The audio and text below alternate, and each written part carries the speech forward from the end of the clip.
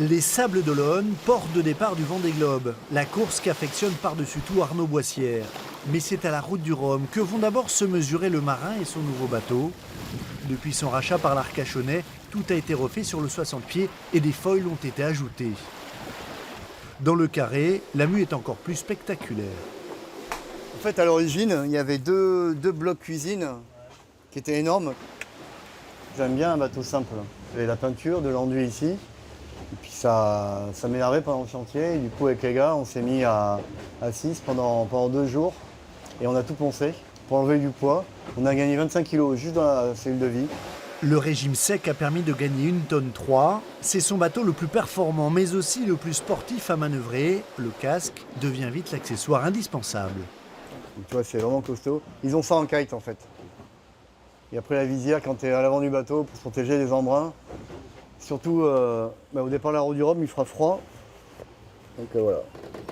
La Route du Rhum est un sprint dans l'Atlantique, un défi pour ce marathonien en 3 tours du monde sans escale.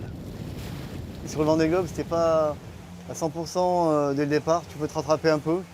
Là, t'as pas le droit, pas le droit à l'erreur. L'objectif est d'être dans les 5 premiers en Guadeloupe, mais la Route du Rhum doit surtout permettre à l'homme et à son bateau de s'étalonner. Faire une bonne Route du Rhum, ça me mettra en confiance pour le Vendée Globe. Mais une bonne Route du Rhum, c'est pas forcément gagner la Route du Rhum. C'est arriver au niveau technique, content du bateau, en me disant il y a des moments où j'étais à 120% du potentiel du bateau et le bateau est abouti et moi je me sens bien à bord et j'ai progressé. Alors qu'est-ce qu'on va manger ? Au menu, la Route du Rhum fera office d'entrée. Le plat de résistance sera le Vendée Globe 2020. Cali pourrait être le premier marin à boucler 4 tours du monde en solitaire sans escale. Un rêve sans plus pour celui qui est avant tout un compétiteur. Je ne cherche pas le record, ce que je cherche c'est être compétitif. J'ai fait 7e, 8e et 10e au Vendée Globe. Je veux carrément faire mieux. Entrer dans le Guinness des records, ça intéressera peut-être mes petits-enfants ou mes arrière-petits-enfants, mais moi ça ne m'intéresse pas. Après 120 000 en mer, la dune du Pilat au lever du jour est la première escale du navigateur. Sa course autour du globe passera ensuite par la Guadeloupe et la Route du Rhum.